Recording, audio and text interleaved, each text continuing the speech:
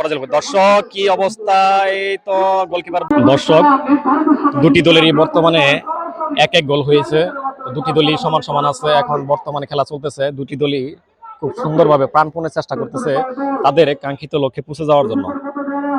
দর্শক দেখেন তাদের খেলার কি অনুপম দৃশ্য, তাদের কারুকার্য দেখে আমরা অবাক। তাদের ভিতরে অসাধারণ প্রতিভা লুকিয়ে আছে, খুবই সুন্দর একটা দৃশ্য। দুটি দলই প্রাণপণে চেষ্টা করতেছে তাদের লক্ষ্যে পৌঁছে যাওয়ার জন্য এবং বিজয় লাভ করার জন্য। দর্শক দেখেন এই মুহূর্তে গোলটি শেরপুরে দিকে এগিয়ে যাচ্ছে, না তা হলো না, মাঝ মাঠে আবার গোলটি চলে আসলো। তো তারা সর্বোচ্চ চেষ্টা করতেছে তাদের লক্ষ্যে পৌঁছে যাওয়ার জন্য। এই মুহূর্তে গোলটি শেরপুরে গোলবারের দিকে, না দর্শক আবারও ফাউল হয়ে গেল। তো দর্শক শেষ পর্যন্ত কি হয় দেখা যাক। এই মুহূর্তে বলটি মাদারগঞ্জের দিকে যাচ্ছে, মাদারগঞ্জ গোলবারের দিকে। তো মাঝ মাঠে বলটি এখনো, দেখা যাক কি হয়। দর্শক দেখেন এই তো তাদের লক্ষ্যে প্রায় প্রায়, না কিন্তু না তা হলো না।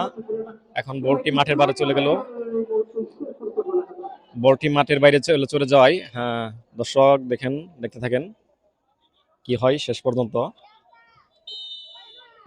না ফাউল হয়ে গেল।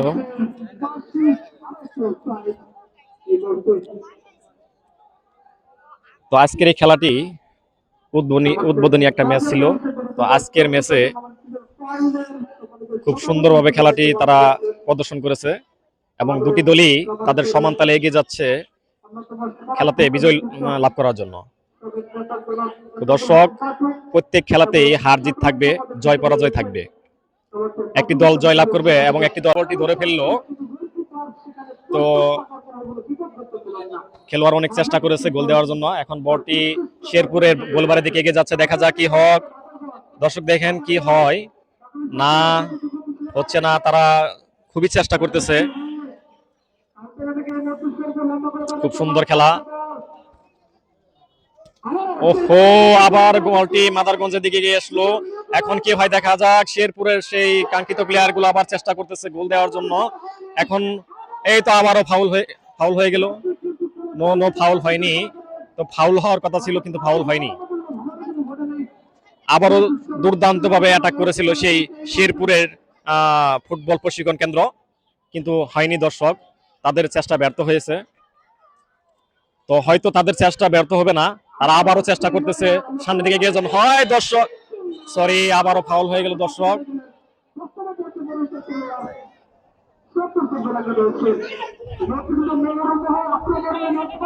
কি সুন্দর খেলা তারা উপহার দিতেছে। দর্শক ফাউল হয়ে গেছে। এখন বর্তমানে বলটি শেরপুরের একাদশের বিপক্ষে ফাউল হয়েছে।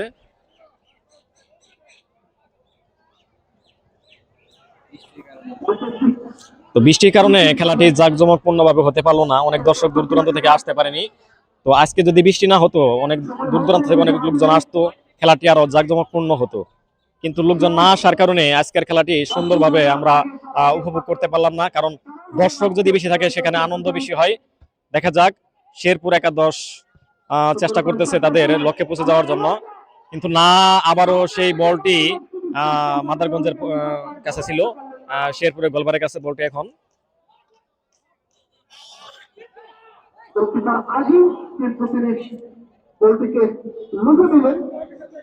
দর্শক সুন্দর একটি খেলা আমরা উপভোগ করতেছি।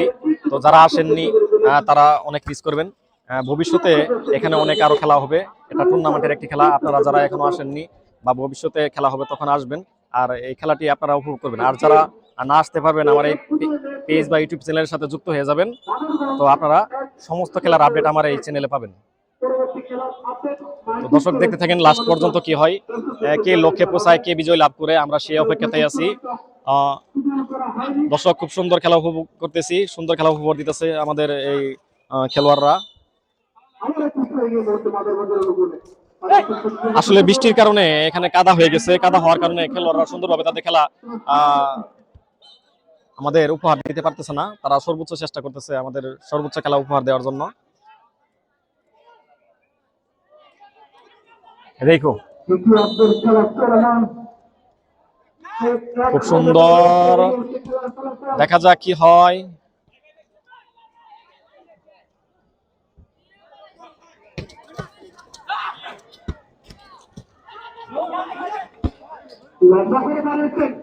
হ্যাঁ দর্শক, খেলোয়াড়রা পায়ের তালে তালে তাদের ফুটবলকে সামনের দিকে এগিয়ে নিয়ে যাচ্ছে, কিন্তু তাদের কাঙ্ক্ষিত লক্ষ্যে পৌঁছাতে পারতেছে না।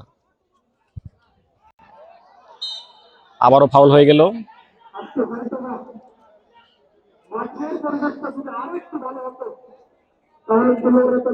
কয় মিনিট হয়েছে?